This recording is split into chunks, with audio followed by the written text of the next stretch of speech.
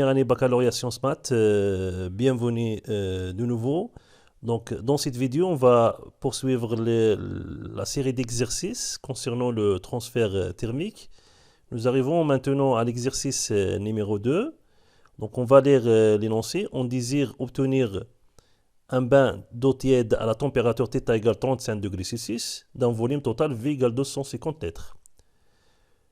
Donc pour cela, en mélangeant alors un volume V1 d'eau chaude à la température initiale θ1 égale 70 degrés Celsius et un volume V2 d'eau froide à la température initiale θ2 égale 15 degrés Celsius. La question c'est de déterminer V1 et V2 en supposant négligeable toutes les fuites thermiques lors des mélanges. On donne alors la masse, ou bien la chaleur massique de l'eau, 4185 joules kg moins 1 Kelvin moins 1, et la masse volumique de l'eau, mu égale 1000 kg fois mètre moins 3. Voilà, donc alors dans l'exercice, on cherche les volumes V1 et V2 de l'eau chaude et de l'eau froide qu'on mélange pour obtenir une eau tiède de température θ égale 37 degrés Celsius. Donc, dans un premier temps, nous avons V1 plus V2 égale à V, puisqu'on cherche à obtenir ce système de volume 250 litres. Donc V1 plus V2 égale à V. Donc dans cette équation, on a deux inconnus, qui est V1 et V2. Donc pour résoudre cette équation, il faut une autre équation, une deuxième équation, pour résoudre le système, pour trouver alors V1 et V2. Donc la deuxième équation, on peut la tirer à partir du principe de la méthode des mélanges, ou bien l'équation calorimétrique. Donc, pour appliquer cette équation calorimétrique, ou bien ce principe de la méthode des mélanges, donc toujours, on va chercher le système froid et le système chaud. Dans l'exercice, le système chaud, c'est le système 1 constitué par le volume V1 de température θ1 égale 70 degrés Celsius. Le système froid, c'est l'eau de volume V2 et de température θ2, 15 degrés Celsius.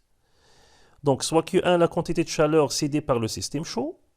Donc, pour expression, c'est la masse du système qui est M1 fois la chaleur massique de l'eau. Température finale qui est θ, moins la température initiale, c'est θ1. Donc, la masse de l'eau, alors égale à la masse volumique fois le volume de l'eau, V1.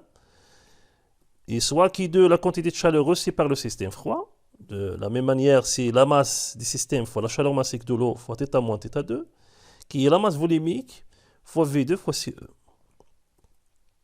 Alors, d'après l'équation calorimétrique, Q1 plus Q2 égale à 0, donc on remplace les deux quantités de chaleur. Donc ici, on peut simplifier par la masse volumique et aussi par la chaleur massique de l'eau. Nous arrivons à V1 θ moins θ1 plus V2 θ moins θ2 égale à 0. On remplace alors les températures par ces valeurs. Donc nous arrivons à moins 33 V1 plus 22 V2 égale à 0. Donc on peut simplifier par 11. Nous arrivons à moins 3 V1 plus 2 V2 égale à 0. Voilà, ça c'est la deuxième équation. Alors on prend alors la première équation qui est V1 plus V2. Donc nous avons alors un système de deux équations. Donc alors on peut alors facilement trouver les deux volumes V1 et V2. Donc vous pouvez par exemple multiplier la deuxième équation par 3 et vous ajoutez les deux équations. Donc on peut débarrasser alors de V1. Nous arrivons alors à 5V2 qui égale 750 litres. Alors V2 égale 150 litres et V1 égale 100 litres. Voilà, ça c'est la deuxième exercice.